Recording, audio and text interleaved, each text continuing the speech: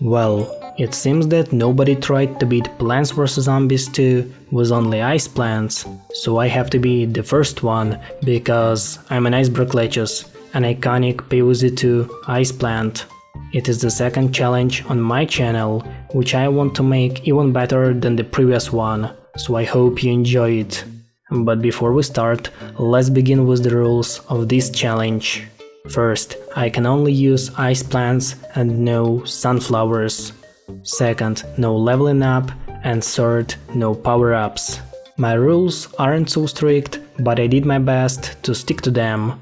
Without further ado, let's begin our challenge.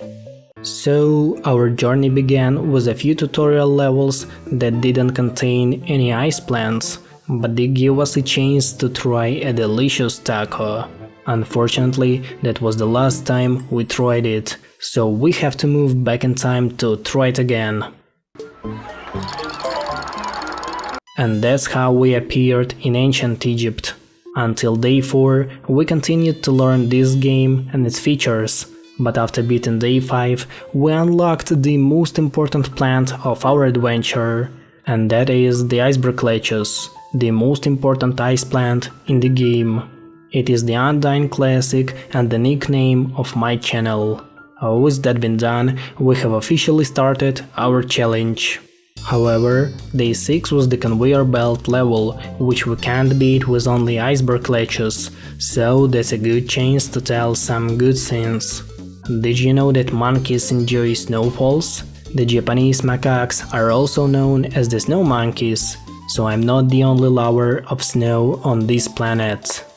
Day 7 contained lots of camels, like really a lot, and my main plant is a snow pea, which is bad at destroying the camel friends.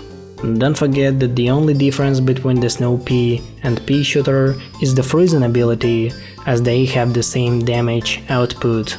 That already sounds painful, but it didn't stop me from beating the level.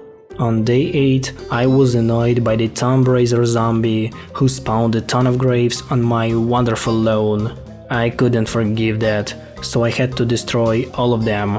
Fortunately, that was an easy level.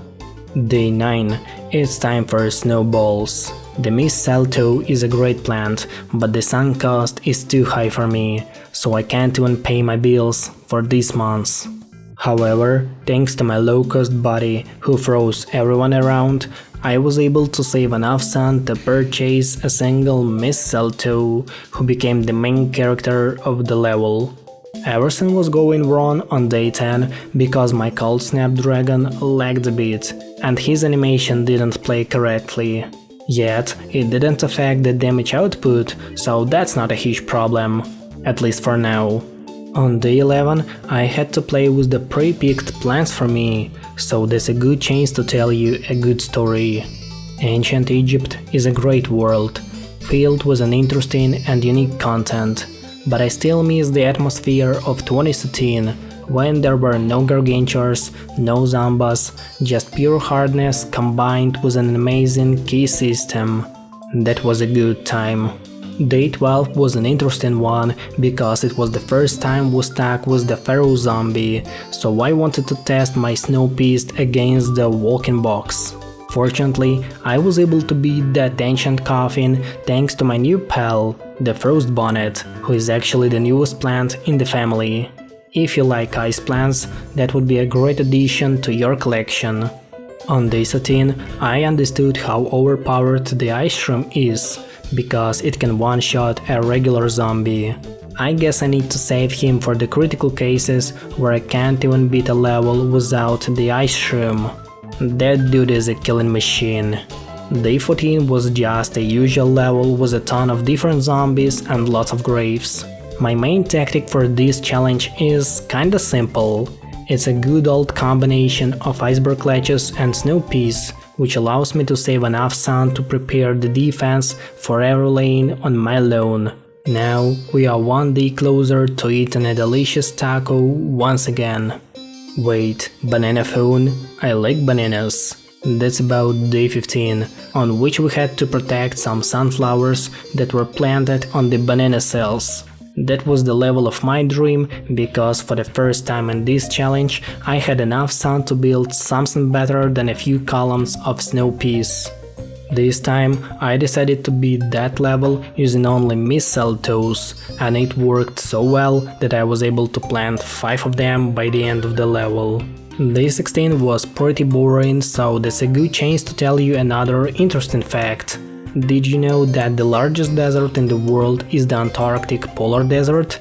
Yes, Antarctica, which is covered with ice and snow, is the largest desert in the world. On day 17, my boy Iceberg controlled the column of cold snapdragons to do their work correctly, because they needed a boss who told them what to do, and Iceberg was the perfect plant for that role.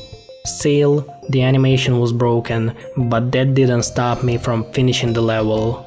This will be the first last stand, there will be more lasts to come.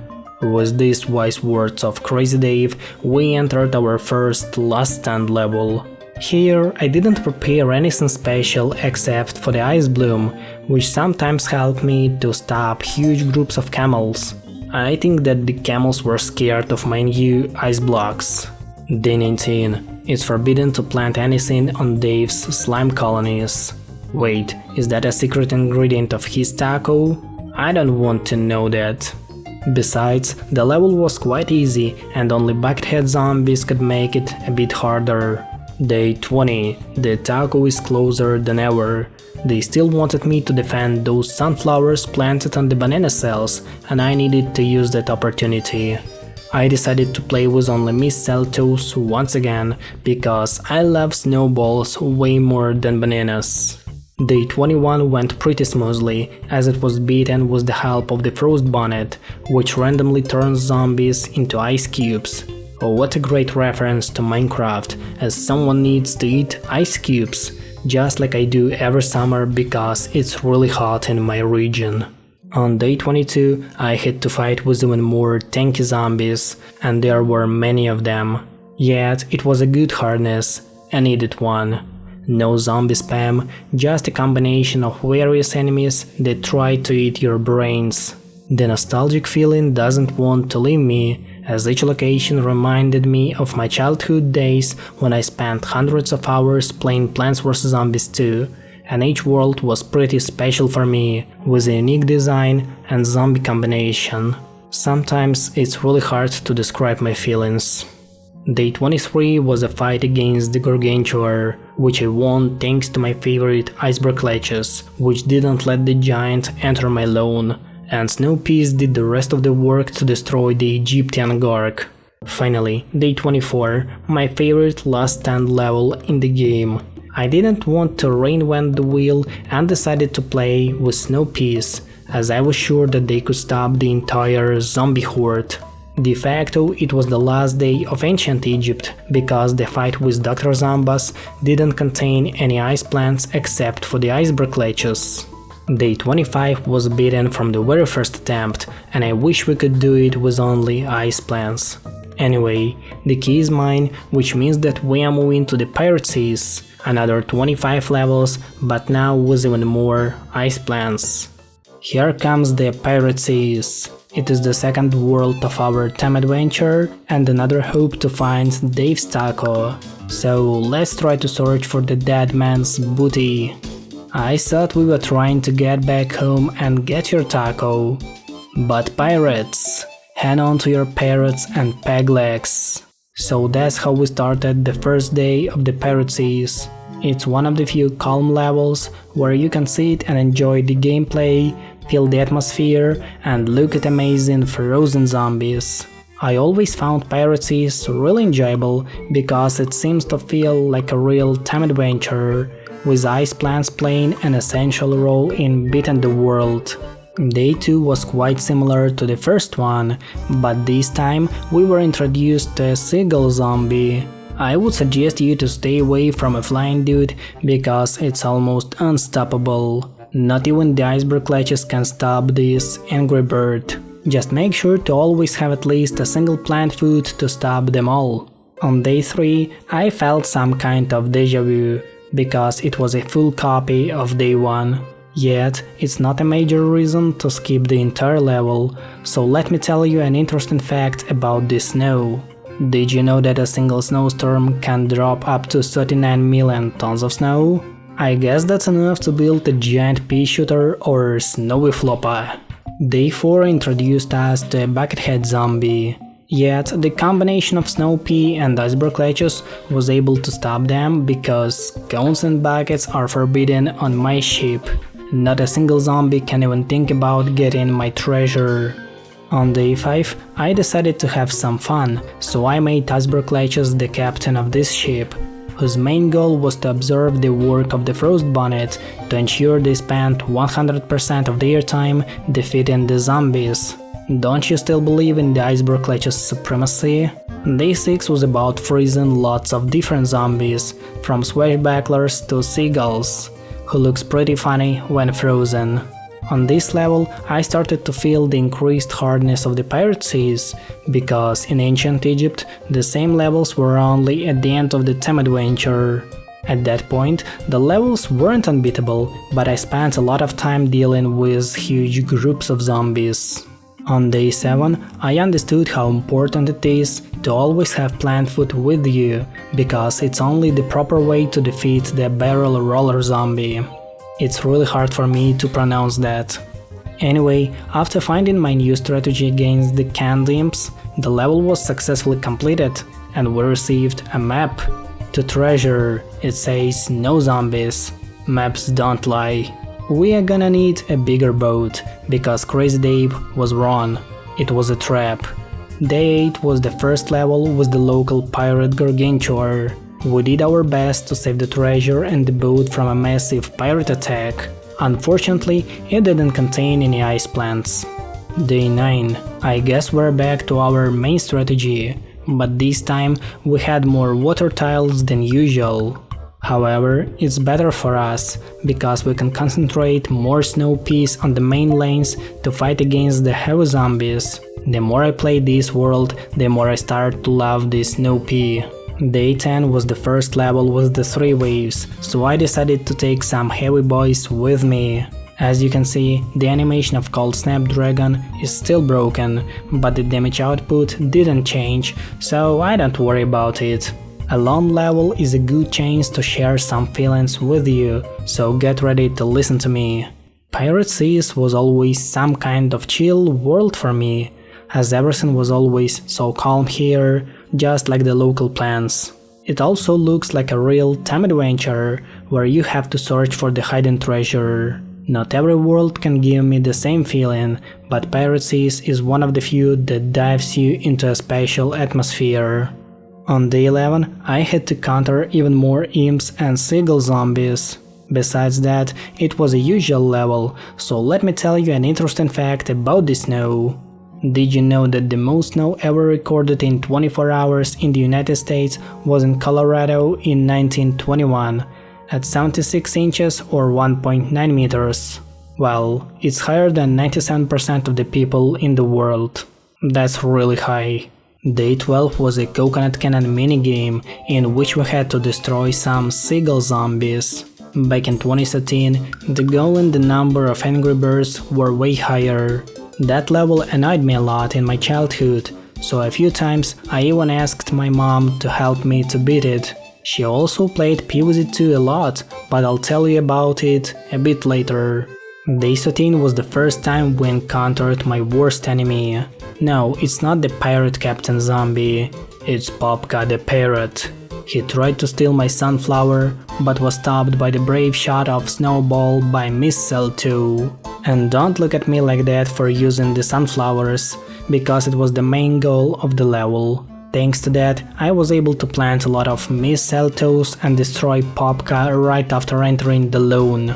It's low tide and the waves are coming in. Grab your water wings, we are going to get wet, as day 14 is the last stand level.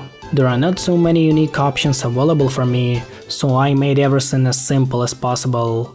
I already knew that combining cold snapdragons and snow peas is a win-to-win strategy, so I wasn't surprised by the results of that battle.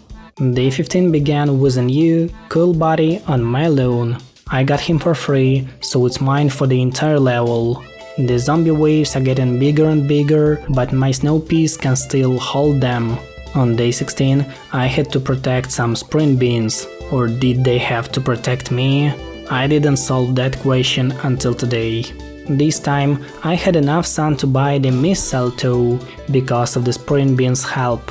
I guess it was one of the easiest levels of the Pirate Seas.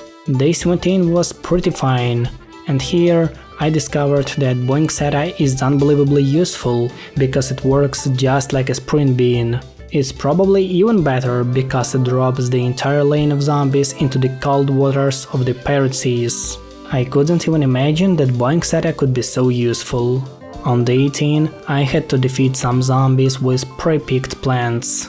Unfortunately, the plant list contained no winter mint plants except for the Iceberg ledges, so it's reasonable to skip it. Day 19 was a sun-producing level, which I decided to beat with some spiky ice weeds. It was the first time we used such an interesting and unique ice plant in our time adventure.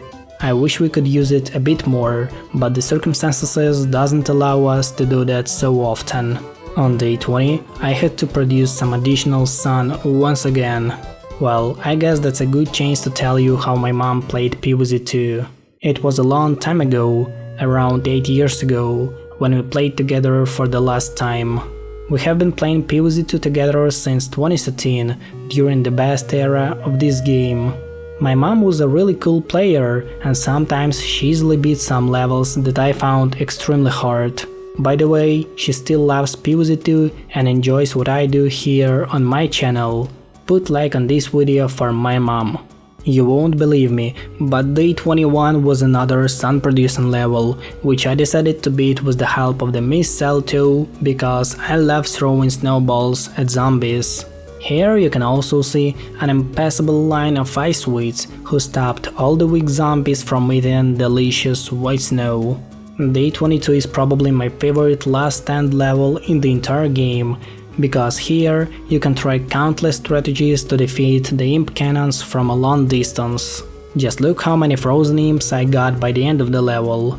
What a great Minecraft reference. On day 23, I had to stop zombies from reaching the flower lane. You won't believe me, but Iceberg ledges saved me when I was one step away from failure.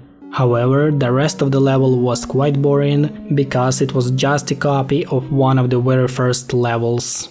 Day 24 was about protecting sprint beans once again. I didn't find anything better than planting as many snow peas as possible. Fortunately, that worked. Especially under the winter mint, when all ice plants turn into a killing machine, and even the Iceberg ledges does. Unfortunately, day 25 didn't contain any ice plants, so the fight with the Dr. Zambas was pretty usual. Anyway, the key is mine, which means that we are moving to the Wild West, another 25 levels with the main goal of getting the winter melon. Get up, my cowboys! We are moving to the Wild West, a land of dynamite and frozen chicken. A new world means a new hope to get back Dave's Taco. So let's find out who is the sheriff of this town. Chance of taco 0%. The margin of error 0%. I guess that our chances are pretty high. On day 1, we've got a cool buddy to our team. This green little dude was pretty useful throughout the level. The rest of the work was done by a single snow pea that I decided to plant on a minecart. Railroad. What a great reference to Minecraft. Well, destroying the entire zombie horde with a single snow pea wasn't so easy, but I managed to do that. Day 2. Here comes the Dynamite Man. Fortunately, he wasn't so dangerous to us, as we were able to freeze everyone around. But what impressed me the most was the Buckethead zombie on the second level of the Wild West. Your bucket is too bright for such an early time. Day 3 can be described with only one phrase: old-timey piano music downloaded. All that I can say about this level is that zombies are dancing way better than I do. Even though it looks pretty funny, we see a full dedication to the process. Not even a cold mist of Snapdragon can stop them from flexing. And it looks like we opened a portal to Creeperland. My uncle Milo used to have one of these. He called it a boombox. Actually, that's close enough. I will allow it. And not okay corral. That was the best possible way to describe day 4, where zombies gathered in a corral to play catch with us. Unfortunately, this game didn't contain any ice plants, so we skipped it. The Wild West can't stop surprising me, because on day 5 I saw the toaster zombie. Sometimes he wants to hide the toaster from me, which only makes him weaker. I think he doesn't want to share his fresh made toast with peanut butter with me. The number of zombies on that level impressed me, as I couldn't imagine that so many of them wanted to share some taco ingredients with me. Oh, day 6 was the first annoying level of this challenge. The main idea was simple. I wanted to beat that last stand level using only mistletoes, which can sound pretty easy, but it isn't. The main problem wasn't even the amount of zombies, rather the piano man was literally a headache. Every time he entered the lawn, the zombies started dancing. Sometimes it helped me, and sometimes it created even more problems. On my first attempt, just a single zombie survived until the end. The second attempt wasn't so great, just like the third one. However, I turned my headache into a great tool on the first one. I used the piano man to group the zombies and then destroyed them. It allowed me to survive until the end and successfully complete that level. Like cow tipping, zombie tipping is best done from the side. Trust me, do not try to tip a cow from behind. Day 7 was a pretty usual level as for the Wild West. We saw some tinky zombies, witnessed a great landscape behind the lawn, and received an interesting piece of paper. It appears brains are outlawed around here. Quick neighbor, play dump. We will follow your lead, user Dave. On day 8, I had to survive a massive zombie attack. Well, compared to some previous levels, this battle wasn't so hard. Even though a few gargantuars entered the lawn, they weren't seen as a big threat, but rather as funny-looking farmers who escaped from the barn. Day 9 was another great experience, because I decided to beat this level using only winter melons. Because of the huge lack of sun and the high price of the winter melons, that might sound crazy, but it wasn't for me. I managed to save enough sun for a single winter melon and started using minecart like crazy, because I had only one melon against 5 lanes of zombies. Later, I bought a second winter melon, which made my life much easier. By the end of the level, I had 3 of them on my lawn, and not a single zombie could reach my lawnmowers. Honestly, I didn't believe that it was possible, but it was really possible. Oh no. Chickens are the worst enemy I ever faced. Day 10 was about searching for the best way to defeat them. They pose a huge threat to any ice plant, so we had to find a few solutions for different situations. Also, the boing setup wasn't so good, plant food was probably the best way to freeze the chickens. So, on day 11, I had to spend no more than 500 suns. It was the full copy of the first level, where I spent only 150 suns, so that was pretty easy. I guess it's a good chance to tell you an interesting fact about the ice. Did you know that the first refrigerators for homes were invented in 1913? It was a gigantic revolution, because the previous food-saving methods weren't so safe and easy to use. Day 12 was another not okay corral level that contained only lightning reeds with bloomerangs and no ice plants. I find this a major reason to skip the entire level. Day 13 felt like a tough nut, because it was a massive attack of bulls, toasters and creepers, who wanted me to lose some snow peas. They even tried to destroy me from the back of the lawn, but my old friend Hurricane saved me from the inner collapse. Well, I'm still not eaten. On day 14, I had to deal with lots of chickens and pianos. That was a pretty common level, so I guess it's a good chance to express my feelings about that world. The local music is an absolute banger that immerses you in the good old days of the Wild West. I also like the world's design and the atmosphere of the real-time adventure that it gives us. At the time when there were only 3 worlds, Wild West was my favorite one, and even today, it's one of the best worlds in the entire game. The local zombies also deserve a special mention because they produced a ton of memes on my channel. You know what, I love the Wild West. Day 15 was beaten using only Snow Pea. What an interesting fact about that level. Honestly, I don't have any other joke about the piano zombie or the upcoming horde of brain eaters. These levels can be tough nuts to crack, and I want to see the delicious creamy center. The point is not to crack them. That was an epic introduction to day 16 of the Wild West. So I had to protect Wally the Walnut and his banana cell minecart. Sometimes all you need to do is to throw a snowball on the toaster to make it work like an ice one. Does anyone want to try an icy toast instead of frozen chicken? Remember, the number is limited.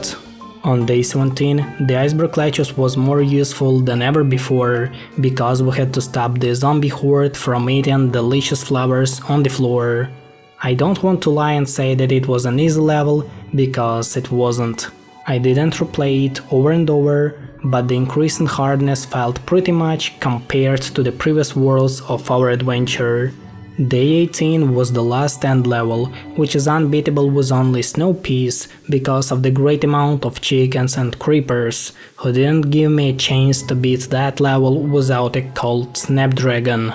That dude is really cool. Day 19 was a usual level with some funny restrictions that I couldn't even reach because I don't use any kind of sunflower, so the number of suns I get throughout the level is limited. Fortunately, it's beatable with only snow peas. Day 20 was the final not okay corral level that didn't contain any ice plants. I guess you know the answer. On day 21, I had some nostalgic feelings about the Wild West, so let me share them with you. It was the final world out of the 3 original ones, and the end of the short-time classical era of Plants vs Zombies 2, without gargantuars, zombies, and a ton of overpowered premium plants. The game was as simple as possible, and I liked it. The strongest possible dude was the Bull Rider zombie, which annoyed me a lot over 11 years ago. So I decided to beat day 22 with only ice plants. This time it was way harder because we've got chickens. But on the other hand, we've got Iceberg Lettuce, whose plant food ability can easily stop them all. So I saved enough sun to buy some winter melons, and it worked. When something went wrong, I just used the plant food and froze all the chickens and the rest of the horde. Unfortunately, they got to one of my winter melons, but I managed to buy another one. Yes, I finished the level with a single lawnmower, but I did it on the first attempt. I was really proud of myself. Day 23 is unbeatable with only snow peas. Don't even try to do that, it's impossible. However, using the Frost Bonnet in combination with Cold Snapdragon will allow you to beat that level pretty easily. Sometimes I didn't even understand what was happening on the lawn.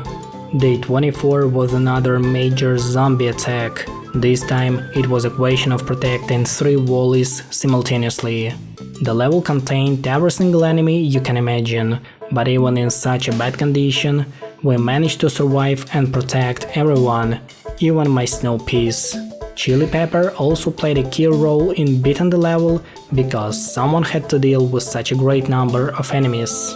Now, I guess that the goal of finding Dave's Taco is closer than ever before.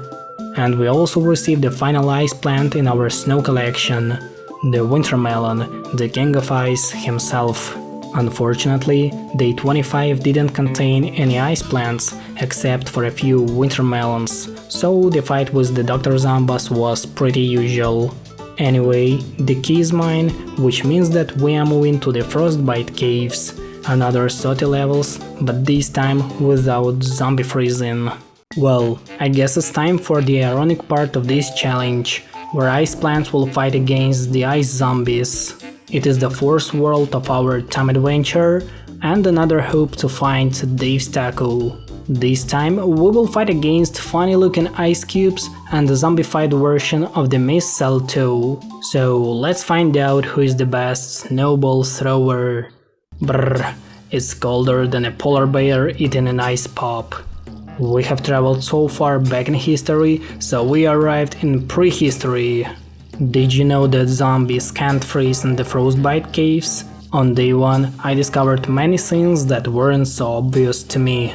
At that time, I had a unique chance to try out some of my main strategies to find out the best one for such a unique world. Summarizing the first level, I can say that this world will be way more complicated than all previous ones. On day 2, I discovered that Snow Pea isn't immune to the cold wind of the Frostbite Caves. Let's just say that I was impressed by that fact, because I thought that all of the plants from the Wintermint family were immune to being frozen. At that point, I was still searching for the best way to deal with the frozen plants, because this problem would only increase over time. Day 3 contained a lot of spikes, fresh peas and cold winds of hurricane. Levels like these are a great chance to tell some interesting facts about everything. Did you know about the deleted minigame from ancient Egypt?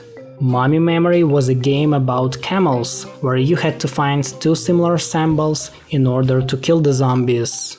Unfortunately, some time ago, these levels were replaced with a basic one, making ancient Egypt a less interesting world than it was before. I miss the Mummy Memory.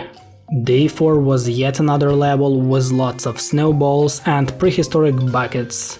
I decided to stay with the same old plans because there was no real need for strong boys who would clear the entire lawn in a few seconds. Nevertheless, thanks to its high reliability, I began to love Snow Pea even more. I'm starting to get cold feet about this place. Also, my feet are getting really cold.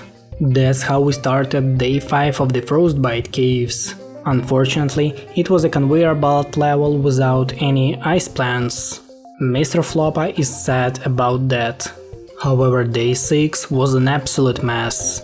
Thanks to the frozen sunflowers, we had a great chance to get some additional sun, so right from the beginning I started my special operation of melting the ice. Everything was going pretty fine until we passed the first wave, because the cold wind froze all the snow peas on my lawn right after that, and I had no instruments or plants to melt them. Thanks to the PopCap developers, I could pick only 2 ice brudas, so we had to choose some other plants on our list. Don't you find it strange that Snow Pea can be frozen, while Chill Boy called Snapdragon ignores everything? Sometimes the progress of the level was moving like a snow snail. Day 7 gave us a great chance to get additional support for destroying the snow zombies. Here comes the Split Pea, and today we will use both of his sides. This green little dude helped us a lot, as we could deal with the endless attacks of the tanky zombies. Does anyone know where did they get the cones in the prehistory? Cause I don't. On day 8, I had to punch zombies with the help of a bong chai. The level contained lots of peppers, cabbages, nuts and potato mines, but only a few hurricanes. They don't even give me a single chance to beat some levels with only ice plants. Day 9 was the first level where we stuck with the Dodo Rider zombie. It isn't so dangerous, but you always have to keep in mind that not a single lane is secured because of the giant pigeon. The rest of the level was quite simple, and I spent most of the time planting as many snow peas as possible. Boys, there are too many conveyor belt levels in this world. That's how we started the 10th day of our frosty time adventure. This time it was about pea shooters. Lots of pea shooters.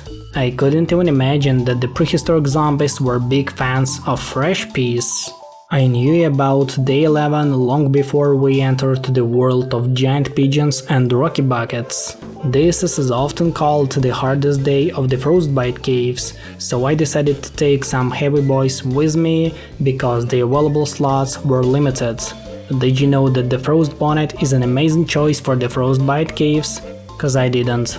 On day 12, we had to prepare a good and reliable defense because it was the last stand level. I tried to beat it with only snow peas for the first time, but that didn't work because of the cold wind.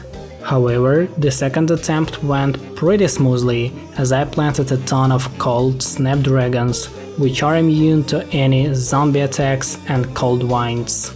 Day 13 was about protecting the weird flowers.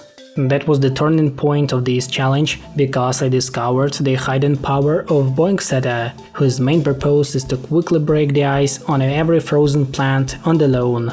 I'm getting more and more excited about this plant as it opens to me from the best sides, so go and get the Boingsetta. Day 14 was yet another level with pre-picked plants, so I guess it's a good chance to share my feelings about this world. Frostbite Caves is not my favorite world, but it's not the worst one. When I play it, I always feel that I missed something. It's hard to explain, but this feeling doesn't leave me every time I try to enjoy it. The Frostbite Caves is one of the few post-classical worlds in PvZ 2 that I find unfinished, as I wanted to see some more unique mechanics and cool plants instead of the pepper pult. On day 15, we had a unique opportunity to combine fire and ice, as we had to protect some pepper pools from the funny-looking ice cubes. The first attempt wasn't so successful, as lots of dodo riders broke my defense right in the middle of the lawn. However, that's not a major reason to give up, as I always have another way to beat the level. That day is probably impossible for the snow peas, as the amount of heavy zombies is too high to deal with. So Cold Snapdragon is one of the few possible options to beat the level successfully. As you may see, the ice plants are unstoppable. After successfully finishing the level, we've got this. It looks like a stone plate with some prehistoric zombies. That doesn't look so good to me. Day 16 was the middle milestone of the STEM adventure, where we fought against the prehistoric gargantua with lots of imps for the first time. Besides that, it was a usual massive zombie attack that contained lots of different plants except the ice one. The world is truly unfair to us. Day 17 began with the frozen chart guards and fume shrooms. Thanks to the Boingsetta's magic abilities, we broke the ice in a few seconds. With the help of the magic shrooms, we managed to deal with the frozen imps and destroy the zombie horde faster than usual. I wish these prehistoric zombies would just go back to their caves. User Dave, perhaps it's time to try a new tactic. Day 18 was another conveyor belt level dedicated to stunning. Everything went pretty smoothly, except for the last few seconds, as Bloomerang and funny-looking orange couldn't do nothing to the enormous amount of ice cubes. On day 19, I used the magic Boingsetta once again. It was a good decision, as I immediately started using all the given plants in the best possible way. Just look how 2 double sunflowers can change the entire game by giving an additional sun throughout the level. Now you can fully understand how important it is to always have some sun-producing plants with you. Day 20 was played pretty much the same, but this time without any sunflowers. Yet with the help of the winter mint, a lot of unbelievable things can become possible. Oh, and it looks like we received a frozen hand with a bone inside of the ice cube. On day 21, we had to warm up the zombies and the lawn. With the help of the fire pea shooter, we made a cool barbecue out of the local zombies. I guess it reminds me something. Guys, look at that. Frozen guacadilles. I must turn back my avocado friends into the warm waters of the Big Wave Beach, and that was the main goal of day 22. Fortunately, they managed to escape the prehistoric ice stones and run away from the whistles, which are the local parodies of famous chickens from the Wild West. Day 23 was a great chance to plant lots of snow peas, as I had some pre-planted sunflowers that provided additional sun throughout the level, giving me a great chance to spend more sun than usual. It's hard to imagine the second part of the Frostbite Caves without Boingseta, as it became the key plant at every level. On day 24 I had to produce some sun, but don't you think that I didn't make a challenge of it? Because I did. The main goal was to beat the entire level using only winter melons and the mistletoes as the attacking plants. If you think it was easy, no, it wasn't. The main problem was the cold wind, which froze more than 90% of my plants at some points, making my lawn vulnerable to zombie attacks. Did I tell you that I love Boingseta? Because I do. It saved me so many times that I can't even count that number. Day 25 was a conveyor belt level, which at that point sounds like a joke, because there are too many of them in the Frostbite Caves, so I don't even have enough jokes, interesting facts or personal opinions to share with you. This world has squeezed all the juice out of me. On day 26, just a few sun shrimps made the entire level the day of my dream because of the great amount of additional sun. This level was once again about the great amount of snow peas in a combo with lots of Boingsetas. Day 27 was yet another challenge for me, as I decided to beat it using only mistletoe as the attacking plant. It was the hardest level of the Frostbite Caves, and a few times I was so close to failure because of the rutabaga, which is not the best plant you can find to defend. Even a hilariously looking gargantuar tried to reach my beat, but was immediately stopped by a few good thrown snowballs. Day 28 was the last stand level, and this time I used the winter melon to beat it. I had enough suns to purchase 5 of them and wait until the end to see what would happen with them. I failed a few times because of the cold wind, which can somehow freeze the winter melon, but once I learned the time codes of the level, I managed to complete it despite losing some lawn movers.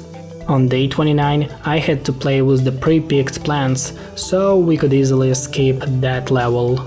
Unfortunately, day 30 contained no ice plants, so the fight with the Dr. Zambas was pretty usual. User Dave, our journey through time. You know that it's about more than just a taco. I suppose you are right, Penny, it's also about the ice plants. Anyway, the key is mine, which means that we are moving to the Lost City, another 32 levels, but this time with lots of additional sun. Boys, I guess it's time to check our maps, because we are ready to search for the mysterious gold of the hidden Lost City. It is the 5th world of our time adventure, and yet another hope to find Dave's Taco. Today we will receive lots of suns and great emotions. So let's go and discover the Temple of Bloom. Wow, welcome to the jungle. Lost City, this is it, Penny, we have found it. Where else would I found my lost taco except in a lost city?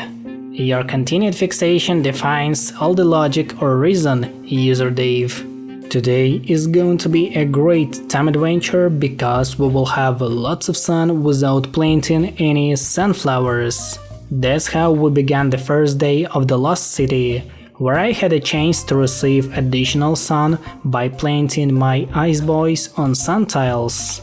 In my opinion, Iceberg lettuce is the best ice plant for that case, because it's free and it can freeze the upcoming zombie. We had so much additional sun that we were able to purchase a few winter melons and a single mistletoe. Guys, it's already my favorite world of this time adventure. On day 2 I received some red stingers, a few of which I decided to dig out to get even more additional sun, as they were pre-planted in a bad place. This level contained new zombies, some of which like to fall from the sky. This time I also had so much available sun, so I could surround the remaining red stinger with snow peas. That red little dude is mine forever. Day 3 was the first conveyor belt level of the Lost City, where we had to play with some local plants. This level was a nice break from the regular days, where we played with only ice plants. Oh, did you know that the snow pea exists in the real life? Here is what it looks like. Day 4 was the first appearance of the excavator zombie. He didn't cause us much trouble because we were prepared for his attack. The rest of the level was similar to Day 2, with the only difference being a larger amount of zombie in waves. On Day 5 I had even more fun than on the previous day, because it was yet another conveyor belt level. It contained lots of shovels and only a few Johnny the Walnuts. I didn't prepare any interesting facts for that level, so wait for the next one. Day 6 made me plant iceberg ledges in an interesting symbol. It looks like an arrow, but I won't skip the level because it was a good one. This time you have a rare chance to witness a combination of multiple ice plants on a single level. Don't waste your chance and leave a comment below about an epic moment. On Day 7 I decided to diversify the gameplay by adding the mistletoe on the lawn. Its snowballs were pretty useful, as they were the main weapon against the shovels and parasols, who attacked me in great numbers. Oh, and a single called Snapdragon was just chilling around, pretending he was playing the key role in the lawn defense. Don't act like he did. On Day 8 I had to survive the zombie attack with the given plants. Unfortunately, there was nothing I could do with only iceberg ledges, so I suggest skipping it. Day 9 was the spiky conveyor belt level, as it contains spike rock and endurian. Well, I guess it's time for an interesting fact. Did you know that the excavator zombie can lose his shovel? It happens when Bramblebush traps the excavator zombie, leaving the mustache man without his brave pal. However, that's not all, because now he can eat underground plants like spikeweed that zombies can't normally consume. Thanks to Zomvoid for such an interesting fact. On Day 10 I planted a cross out of iceberg ledges, and it gave me lots of additional sun.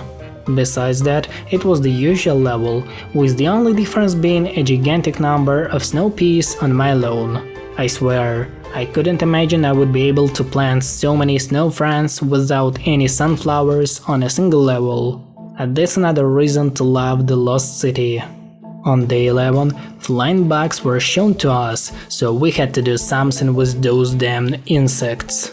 My main strategy included using snow pea in a combo with wintermelon, so not a single variation of zombie would get to my lovely iceberg ledges that produced a ton of sun.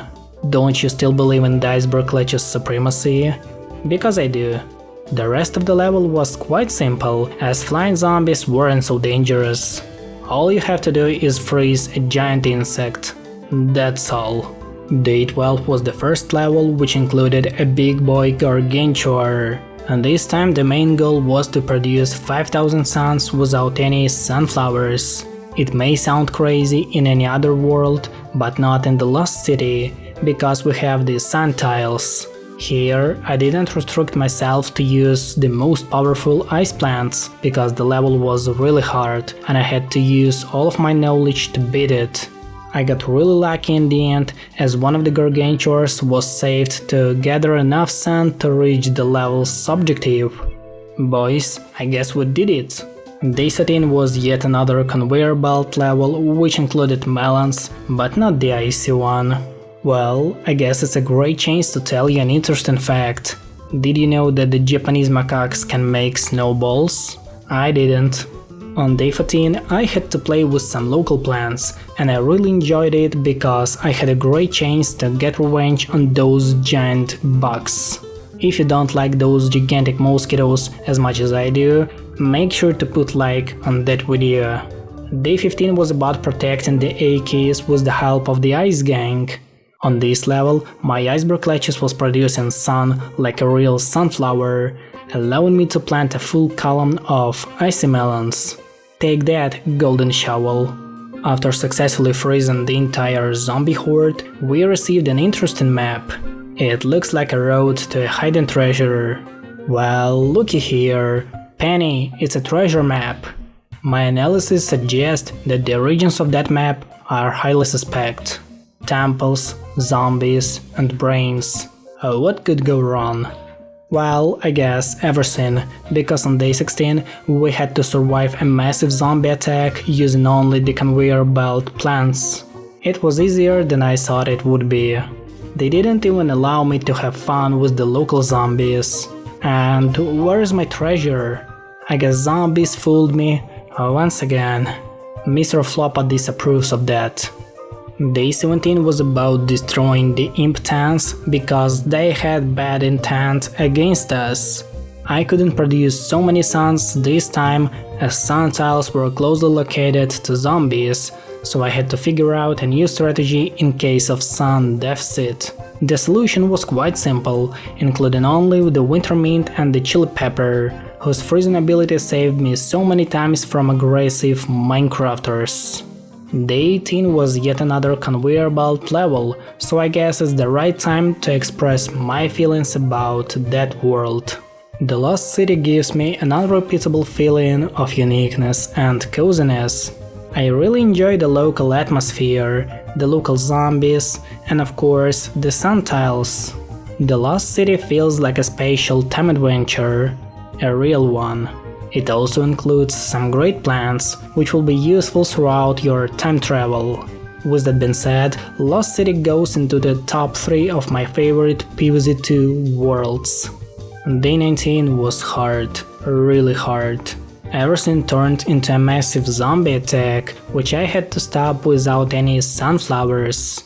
Of course, I have the opportunity to plant some snow peas, but not a single mistletoe, as I always need to have some additional suns to destroy the zombie horde immediately. On day 20, I decided to use some cold snapdragons to make the gameplay less repetitive and more enjoyable. I honestly believe that it was a right decision, as the number of excavator zombies was crazy, even for the chili pepper. However, not a single level of the Lost City can be played without an Iceberg latches, the main sun producer and the zombie stopper.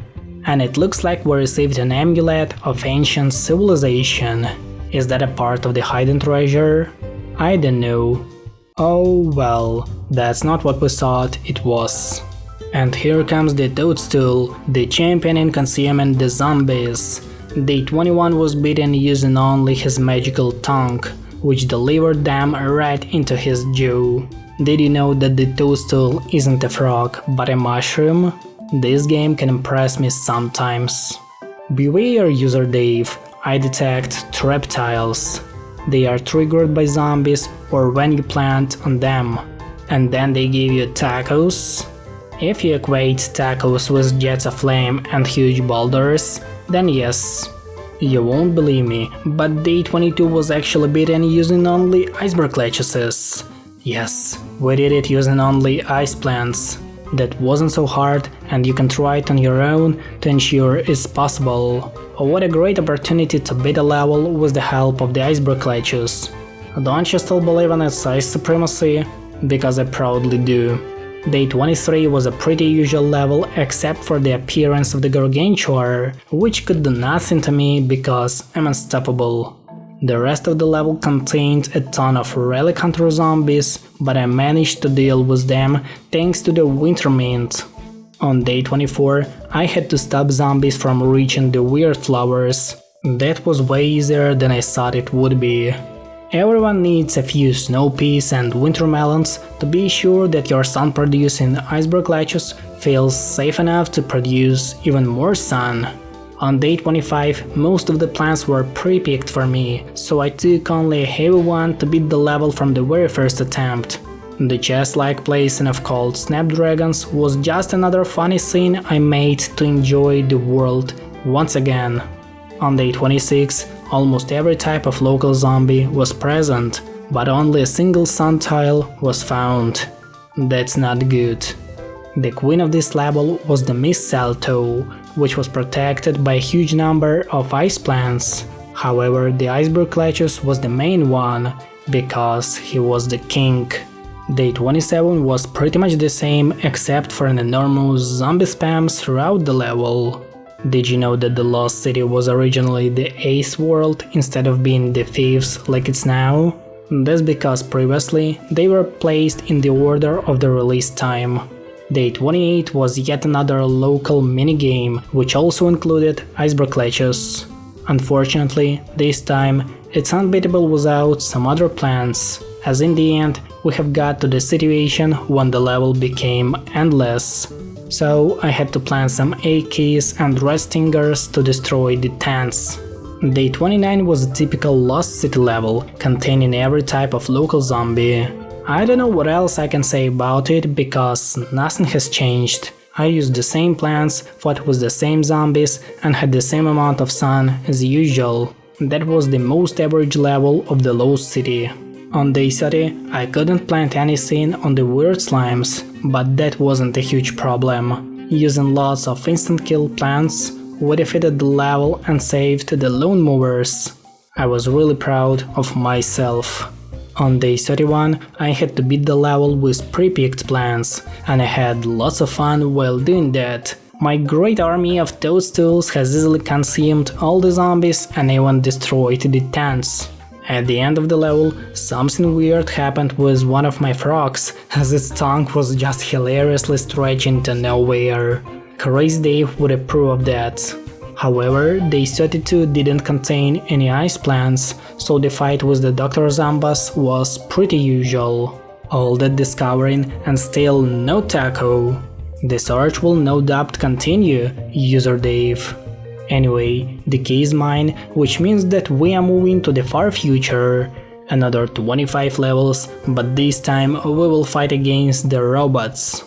Welcome to the far future. The world of robots and technologies is waiting for us. It is the 6th world of our time adventure, and yet another hope to find Dave's taco. Today, we will be stuck with the futuristic sun bombs and magical power tiles. So let's go and discover the terror from tomorrow.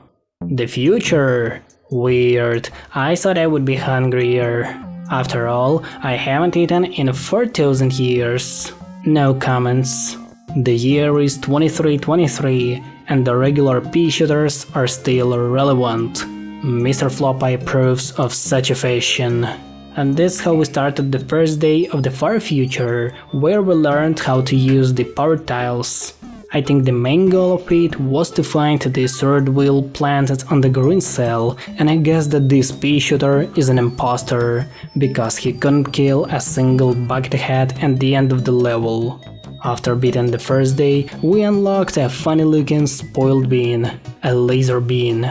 On day 2, we were attacked by the shield zombie, whose holographic defense became a huge problem, as not many snow plants can deal with it. Unfortunately, the snow pea was one of them, as he really struggled to break the virtual shield. However, I found out that the Boeing Seta could break it, so it was once again the main savior of our IC time adventure. Day 3 was decided to be beaten with the help of the cold Snapdragon, as his cold mist is the best weapon against the futuristic zombies. With the help of the iceberg clutches, all the zombies were frozen right at the moment, and even the flying bodies had no chance to pass through the cold dragon. You know how sometimes suns are bombs? This is one of these times. On day 4, we had to survive the zombie attack with the falling sun bombs, which could be either a weapon or an option to buy some new plants. I decided to use them as currency to buy some cute looking mistletoes. They are finger licking good. This is definitely one of my favorite minigames in PvZ2, because it allowed me to purchase 5 of them, so not a single zombie could even think about it in a snowball machine. Oh, and the power tiles are really crazy. Just try using them with the mistletoe. You won't regret doing that. Wait, is that a huge brain inside the weird jar? I spy with my crazy eye a UFB, an unidentified flying brain. Something more formidable than a brain lies within. Yes, Penny, you are right, because that's a terror from tomorrow. Day 5 was the first introduction of the Robocon zombie, an enemy that is 2 times heavier than the average buckethead zombie. That is strong enough. However, my favorite weapon in the face of the plant food was able to deal with a piece of scrap metal. Did I tell you that I love power tiles? Because I really do. You can pick your friends, but you can't these plants. But some of my best friends are plants? Mine as well, Crazy Dave. That was definitely the best introduction to the level with the pre-picked plants. This time, my green little friends had to deal with the upcoming zombie attack. Fortunately, we had Wally the Walnut to protect them, so I was sure that the victory was ours. Well, it's a good chance to tell you an interesting facts about the far future. Did you know that this world was released almost 11 years ago? That's more than 4,000 days ago, which is a lot. Day 7 was decided to be beaten with the help of the Frostbite. Don't forget to turn off the game sound before using it, because this scene is really loud. Besides the awful sound effects, it's a great plan to deal against the Robocon zombies, who can't do anything to an aggressive flower. The Iceberg latches also played a crucial role in beating the level by freezing the giant cones at the end of the frost day. Oh, wait a second, is that a futuristic tablet with strange symbols? I want to see it. It says there's an error. Can you come here and fix it, Penny? Did you try unplugging and plugging it back in? Brains not found. Please reload brains. That doesn't sound good at all. On day 8, we had to survive a massive zombie attack with the plants from the conveyor belt. Don't you find it a great chance to tell you an interesting fact about the far future? Because I do. Did you know that this world's supposed to look a bit different than it is today? The beta map of the far future reminds us of a classical PvZ2 era from 2013. I miss those good old days of Plants vs Zombies 2. On day 9, I found the solution to all the problems we had before, and the name of it is the Winter Mint. This cute looking dude is literally a killing machine, as it allows us to destroy the entire zombie horde, which consists not only of the cone heads, but also of the Robocone heads, which are twice tougher than a buckethead zombie. On day 10, I decided to beat the level with only Miss Celto once again. I don't like futuristic zombies because they need more snowball shots to be destroyed. While the Discatron 3000 requires only 2 shots, the Robocon zombie requires a horrible 3 launches of the Miss Celto's snowballs. That's too much for me. I like to save some sun for a rainy day. It can get you out of a pickle or into an impeach. Boys, get ready for a great battle because it's our first futuristic Last Stand level. Here, I finally decided to use the winter melons because previously I had no chance of using them. It was the best choice you could ever imagine, as they could deal with the multiple zombies at once. Day 11 is definitely one of my favorite levels of the far future. Day 12 was the first level containing a big boy Robo-Gargantuar. Bro looks really terrifying.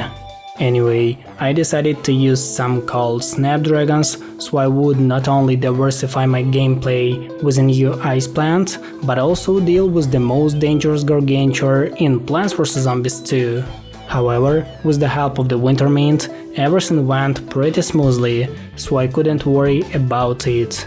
But always remember to freeze the Prime Garg, as his laser eyes are one of the most dangerous weapons Gargantuars ever had. Did you know that I like placing plants like chess figures? On day 13, I had a great opportunity to do that because of the magical power tiles. Besides that, we fought against the Mecha Football Zombie, which didn't pose any threat to us, as the number of plants on my lawn was too limited to play this funny game. On day 14, I had a limited amount of sun to spend, so it was the best possible way to use the mistletoe, as the snowballs could stop anyone, no matter how big or small you are. Protect those citrons. It takes a lot of pulp to stand your ground like that. Day 15 was probably one of the easiest levels we faced in the far future, as citrons were a great weapon against the mechanized zombies. With the super efficient help of the Snow Pea, we managed to stop the zombies right at the beginning of the loan and successfully complete the entire level. Day 16 was yet another conveyor belt level, so it was a good chance to express my feelings about that world. Far Future is probably one of the most interesting and detailed worlds in PvZ2. It contains lots of unique mechanics, new zombies, and even a truly unique gargantuar. I love the Far Future because it gives the same vibe as the first 3 worlds of our time adventure. The music is sick, the loan is stylish, and the plants are really cool and useful. What else do you need? On day 17, I had to survive the zombie attack with the given plants. It was a pretty good level with lots of sunflowers, but no ice plants except for the Iceberg ledges. Unfortunately, we have to skip it, as I didn't find any interesting fact for that level. On day 18, I had to produce 6000 suns, which was pretty easy because of using the power tiles. It was another great opportunity to play with some of my favorite ice plants, including the favorite winter melon, as this time I had more than enough sun to plant all of them. I think the local zombies were shocked by the amount of ice they faced today. Day 19 was another great level because of the great amount of sun. Just like a minute ago, I decided to beat that day using the winter melons as the main attacker. Did I tell you that I love those purple sun bombs? Because I do. With the help of the winter melons, we even broke a robogarg, so it's a great weapon against everyone and everything. Wow, it looks like a good old starfruit. This time we had to protect this shiny little dude from being eaten by the metal boxes. Thanks to the magical power tiles, my lovely snow peas, and the wonderful chili pepper, we managed to defend our cute little friends planted on the banana cells. Day 20 was a really good day. Put like on this video if you like bananas as much as I do. On day 21, I had to produce 5000 suns, which sounded hilariously low at that point because of the power tiles, which produced so much sun that I was able to plant a full column of winter melons with the mistletoes and even gather an additional 2600 suns by the end of it. Am I a millionaire now? Boys, I guess it's going to be the final fight between the snow peas and the futuristic zombies, because day 22 was the last stand level, which I decided to beat with only snow peas. I couldn't believe that it was possible, but I managed to stop them all with only one casualty right in the middle of the loan. Fun fact, I spent almost 8 minutes trying to beat day 23 because I decided to do that with only cold snapdragons, as they weren't used much throughout this time adventure. Sometimes they needed the help of the Iceberg ledges to freeze the zombies and defeat them, because our cold dragons couldn't freeze anyone. Day 24 was a great fight against all kinds of zombies from the far future. This time our brave melons and shy snowball machines fought against every kind of zombie, robo-zombie and funny looking imps. It was so enjoyable to defeat them, as sun bombs gave us enough time and money to prepare a great defense against the terror from tomorrow. Unfortunately, day 25 didn't contain any ice plants, so the fight with the Dr. Zambas was pretty usual. Oh, that was hypno-amazing. I want to eat that hypno taco again. I need my time machine. What? Oh, wait a minute, what was I saying again? Anyway, the key is mine, which means that we are moving to the Dark Ages. Another 20 levels, but this time it's gonna be really hard. Prepare your swords, fellow knights, because we are moving to the Dark Ages, a world of funny looking ships and mysterious stone graves. It is the 7th world of our time adventure, and yet another hope to find Dave's Taco. Today, we won't receive any sun from the sky, so we have to find a solution to such a problem. Without further ado, let's go and deal with the medieval zombies. What here? Who dimmed the lights? No one, user Dave. We have simply arrived in the Dark Ages. Sounds gloomy to me. Indeed, according to my research, a plague has swept this era. Also, the sun no longer falls from the sky. What? We need someone to brighten this place up. That's right, Crazy Dave, because the Dark Ages is a really dark place. It's honestly impossible to beat that world without any additional sun producers, since the Iceberg Glaciers still hasn't learned how to generate an icy sun. That's why on day 1 I decided to plant a single sun shroom to generate 100 suns that were spent on Boingseta, which is able to break a delicious cobblestone. It allowed me to buy some snow peas to stop the very first zombies of the dark past. The rest of the level was spent on planting additional snow peas to stop the huge horde of coneheads at the end of the level. However, day 2 wasn't possible with only one sun shroom, as I couldn't deal simultaneously with so many zombies, so that's why I had to plant another one. This time everything went smoothly, but lots of bucketheads on the second level made me a bit nervous, as I couldn't imagine what we would see later. On day 3 I understood how bad everything was, because even 2 sun shrooms didn't allow me to stop the zombie horde, and necromancy made everything even worse.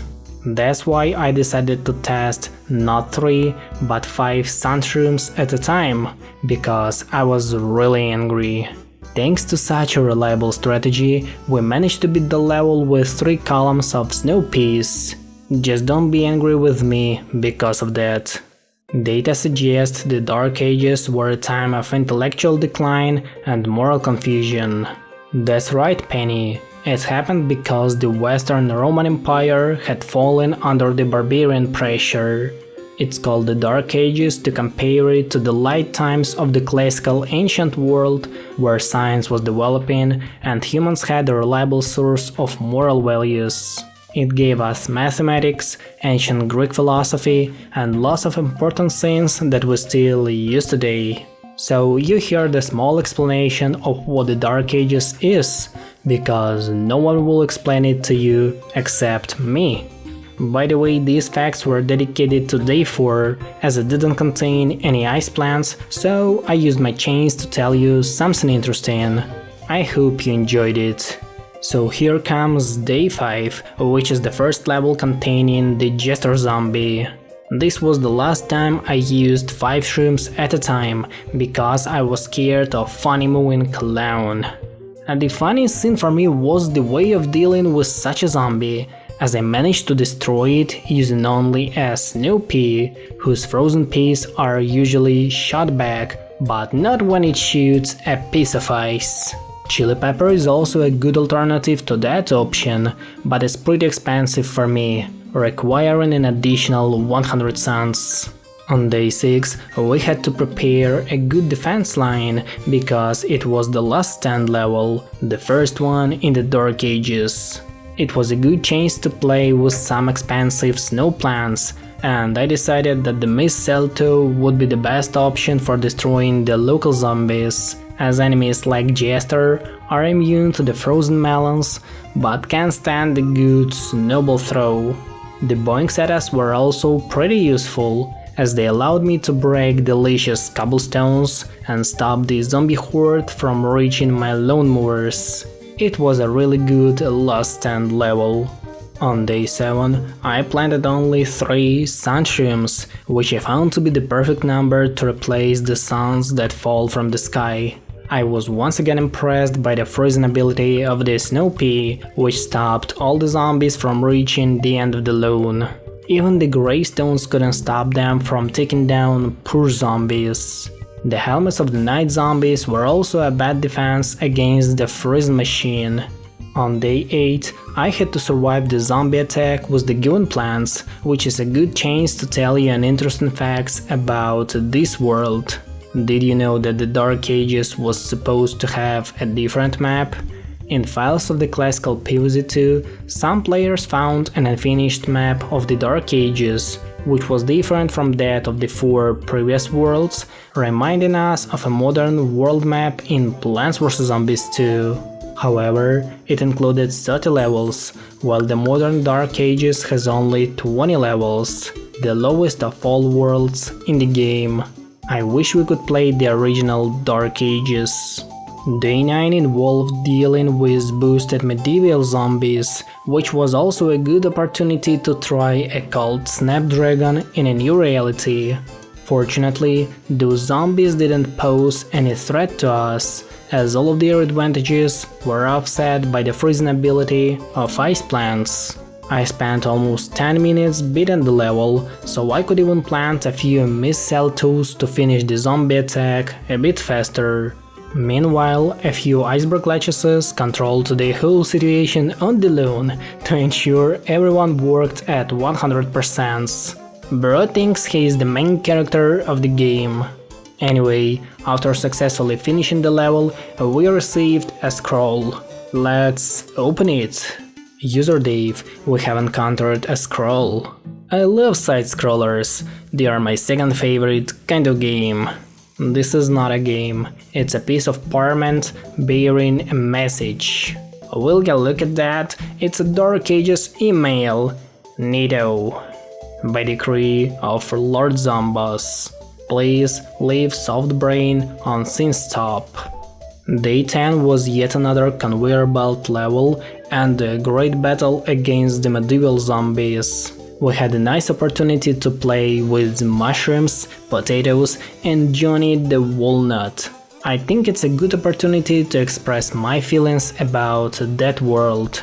The Dark Ages always gives me mixed feelings. On the one side, we have a world with unique mechanics and good plans, but on the other hand, we see an unfinished world that lacks deeper development and truly unique mushrooms that weren't used in the first part of the game.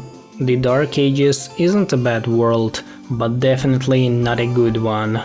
5 out of 10, if you ask me.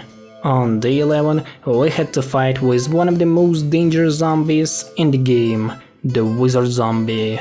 This weird-looking old man can turn everyone into a sheep, so be aware of such a charlatan. Despite this horrible appearance, it was a pretty usual level of the Dark Ages. A typical one, I guess. On day 12, we had to protect those cute-looking mushrooms from being eaten by zombies or simply disappearing, just like I did after graduating from school and university. With the help of the Snoopy and Boinkzeta, everything was possible. Even old man Jenkins could do nothing to a frozen lawn. That was a simple guide to how this world should be beaten. After dealing with such a cool level, we received an Excalibur, a legendary sword in the Great Britain's mythology. Why would anyone go and stick a nice sword into a dirty rock? I understand it to be a test, User Dave. Only someone with great physical strength and strength of character may. I bet someone with a jackhammer could remove it. A crazy someone. An inelegant but no doubt effective solution to the test, User Dave. Day 13 was yet another conveyor belt level, but this time we had to play with a peanut. Did you know that it takes around 540 peanuts to make a jar of a peanut butter? Another fact is that I'm also a big fan of such a delicious product. Put like on this video if you like peanut butter as much as I do. On day 14, I had to produce 5000 suns without any sunflowers. Sounds a bit crazy, but not for me, as I have my good old friend Sunbean. He allowed me to get lots of additional suns. For example, I got 600 suns out of a night zombie with a full HP bar, which is really a lot. Thanks to such a cool objective of the level, we were able to play with my lovely wintermelon and even plant a full column of them. Just look at my lawn at the end of the level. This is what being rich looks like. Day 15 was my favorite last stand level, which I decided to beat with only snow peas to make it as hard as possible. Everything went so smoothly that by the end of the level, all of my snow peas were turned into shape, allowing me to chill for a few minutes and enjoy my new horde of grazers. Wait a second, is that Animal vs Zombies? Sounds pretty strange. Day 16 was one of the hardest levels we faced in the Dark Ages, because we had to fight against the King Zombie without any efficient plans to counter him. It led to an enormous amount of night zombies on the lawn, when none of my snow peas could deal with non-stop attack of helmets and wizards. However, with the help of the cold snapdragons and the right timing for using the plant foods, we managed to destroy them all by destroying king zombies as fast as possible. Day 17 was yet another level with evil potions. However, they didn't pose any threat to us as we were playing with the ice plants. Sometimes the level was really hard because of the Jester zombie, but for the most part it was enjoyable to beat it, probably because we used the icy boost of the Winter Mint, as it was the only possible way to beat the level using only the Snow Pea. On day 18 we had to survive the zombie attack with the given plants. This time it was about mixing butter, ice and peanut butter. Wait a second, is that a recipe for a tasty dessert? Because I want to try it. Besides a great cooking show, we had to deal with many zombies in seriously strong helmets, but it wasn't as funny as buttering them down. Day 19 was about protecting the magnet rooms. I was honestly surprised by my results, as I managed to beat one of the hardest levels of the Dark Ages from the very first attempt. Of course, I used the cold snapdragon and some other good plans, but it's allowed in my rules, so everything is fair. Always remember that ice is stronger than any hammer you have, even if you are gargantuar. Hey, Penny, what is plant food made of? I fear the true nature of plant food requires further analysis. User Dave. Excuse me while I run some tests. No problem, Penny, because day 20 was the fight with the Dr. Zombies. Unfortunately, it didn't contain any ice plants, so the fight with him was pretty usual. I have found no evidence that plant food contains zombies or zombie. Phew, plants shouldn't eat zombies who eat plants. Except Chomper, he has to. A dude needs the fiber. Anyway, the key is mine, which means that we are moving to the Neon Mixtape tour. Another 32 levels, but this time with lots of cool and atmospheric music. Bring back your memories, fellow musicians, because we are moving to the Neon Mixtape tour. The world of the 1980s and Minecraft is waiting for us. It is the 8th world of our time adventure and yet another hope to find Dave's Taco. Today, we will experience one of the hardest worlds in Plants vs Zombies 2 with only ice plants. Without further ado, let's go and enjoy the aesthetics of the 1980s. Flashback.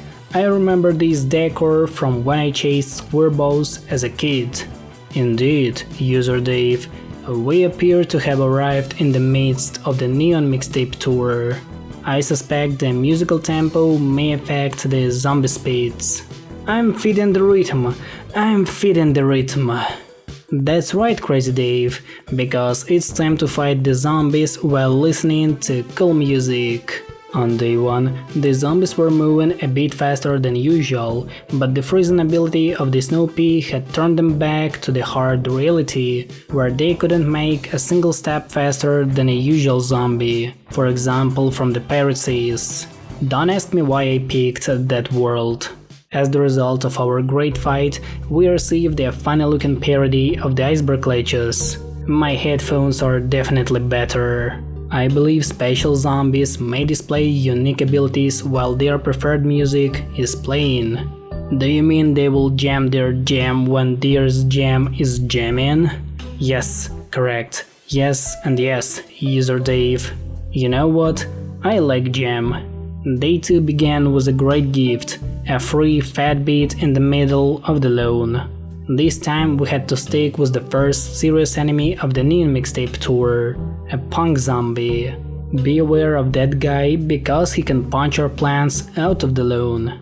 However, planting a single snow pea on the same row is way more than enough to stop the music lover. The increase of hardness starts to feel pretty much here, as day 2 felt like day 22. I got a real cactus feeling about it, Penny. Of course, Crazy Dave, because day 3 was dedicated to cactus, an iconic PvZ1 plant. Unfortunately, this level didn't include any ice plant, but that's a great chance to tell you an interesting fact. Did you know that some cactuses can live up to 200 years? It means lots of them will outlive me. Mr. Floppa was shocked by that. Day 4 was beaten with the help of the cult Snapdragon to diversify my gameplay and rest a bit from using the snow pea, because the punk zombies don't understand the true power of a plant from 2013. On day 5, we had a great mission of defending Johnny the Walnut and a funny looking copy of the Iceberg ledges. My defense was built so well that not a single punk zombie could reach my bodies planted on the banana cells. Also, don't forget that the main sponsor of this level is the Winter Mint. If you have any problems with an aggressive neighbors, that is definitely your choice. Day 6 was yet another conveyor belt level and another chance to tell you an interesting facts about everything. Did you know that the Neon Mixtape tour was released almost 10 years ago? That was a long time ago. In a different life, I guess. Day 7 was a hard one, as the zombie spam was unstoppable, and the amount of available sun didn't grow at all. The Winter Mint was my last hope in such a catastrophic scenario, because I can't imagine beating a single level after day 2 without it. Oh, and the Iceberg Ledges was just chilling around. Eventually, everything was so good that I didn't lose a single lawnmower. That is what a West success looks like. It looks like this world is only getting crazier and crazier, because day 8 began with a good punch of punk rock. This time we had to deal with 3 waves of zombies, but fortunately luck was on my side and I managed to stop them all using only ice plants. Also, the glitter zombie isn't a huge problem for me, as she isn't immune to the freezing ability of the snow pea.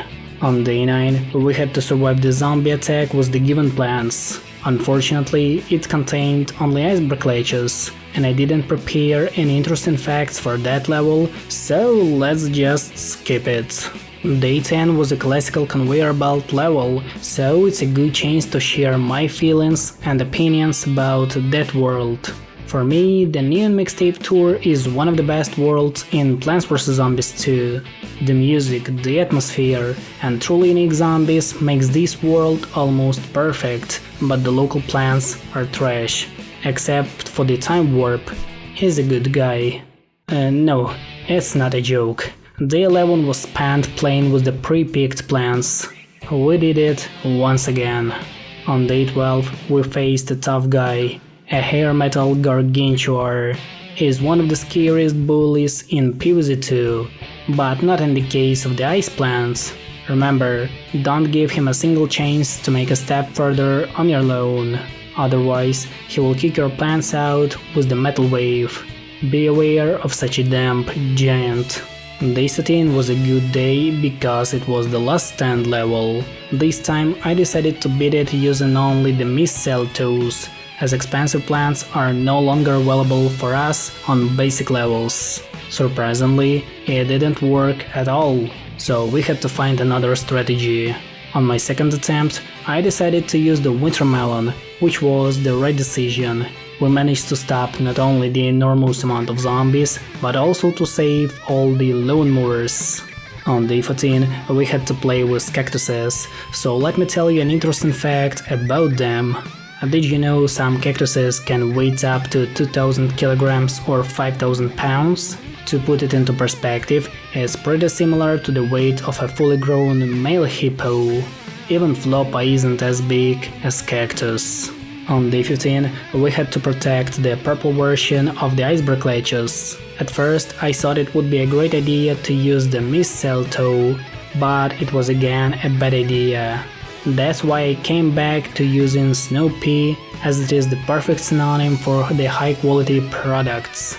It is finger licking good. However, without the help of the Boeing Zeta at the end of the level, we would probably have failed it. Thank you so much, mysterious cabbage. Somebody passed me a note in a homeroom, Penny. It says to meet behind the bike racks at lunchtime for a wonderful surprise. I believe some skepticism about this note is in order, user Dave. I'm scared, Penny. It's 2 minutes to midnight. Be brave, user Dave. We will jill this ditty on rock and roll. Well, day 16 was a good chance to organize a good music party. However, none of the ice plans came to it, so we had to butter the zombies with the help of the kernel pult. I don't want to lie and say that it was easy, because it wasn't. I told you the local plants aren't so good to be used even in their home world.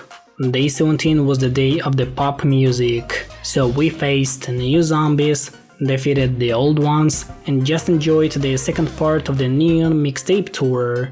Remember, nothing is better than a column of snow peas defending you alone because they are cheap and fancy. On day 18, we had to deal with the rapper zombie, but just a few cold snapdragons were enough to stop the microphone dudes. I told you that ice is stronger than any kind of music because we can simply freeze everything down. Day 19 was yet another conveyor belt level, so that's a good chance to tell you an interesting fact about blueberry. Did you know that a single blueberry bush can produce as many as 6,000 blueberries per year? I guess that's way more than enough to cook lots of delicious jam. Nothing special happened on day 20, as it was the regular level of the Neon Mixtape tour. However, after finishing the level, we received a microphone. Karaoke time. At last, my tangerine dreams will come true. That's a good chance to record their greatest hits, like voice in that video.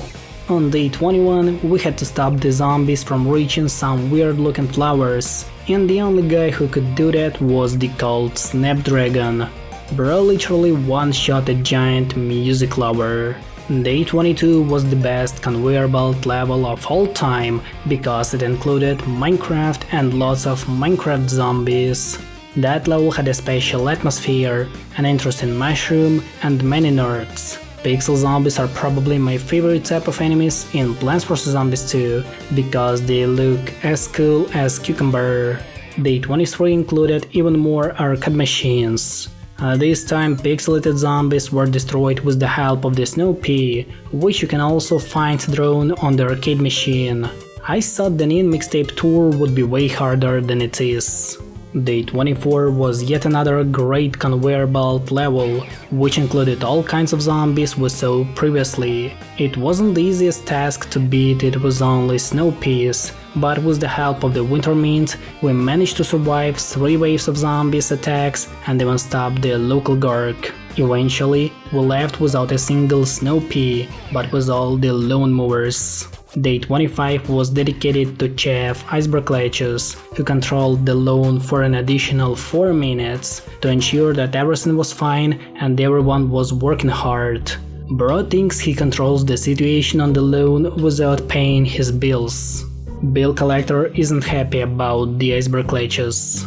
On day 26, we had to protect some weird looking mushrooms, but thanks to the help of the punk zombie, they were replaced in a safe place, from which my cold snapdragons could easily protect them.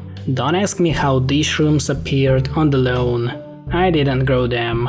You can see that the level was really hard by the amount of plants I had at the back of the lawn, because most of my suns were spent on chili peppers. Day 27 was once again a conveyor belt level. There are too many of them in the Neon Mixtape tour. Anyway, at least I enjoyed beating it, because it included some cool mushrooms and my good old friend with a great smell, Mr. Garlic. Day 28 included lots of boombox zombies, which didn't annoy me at all. They were just chilling and listening to some good music. On day 29, I decided to use a heavy boy ice shroom. This sharp guy not only boosts other ice plants, but also deals pretty well with tough zombies. Even Gargantuar couldn't stand such a cold shroom. That's how cool it is. On day 30, I had to play with a limited number of plants, which I couldn't even reach as I didn't have enough sun to place so many of them. Most of the suns were spent on the chili pepper, so don't worry about the number of plants on my lawn. That frosty dude saved me lots of times from a total collapse. On day 31, I had a great chance to zap all the Gargantuars with the superpower of the electric blueberry. Unfortunately, the level didn't include any ice plants, so let's move to the final one. Ouch. Day 32 was the great fight with the Dr. Zomboss. Unfortunately, it didn't contain any ice plants, so the battle with him was pretty usual. Yarps, that was close, with so many exciting timing and rhythm changes. I fear we only hit pause on Dr. Zomboss's heinous deal. Anyway, the key is mine, which means that we are moving to the Jurassic Marsh. Another 32 levels, but this time with lots of stupid dinosaurs.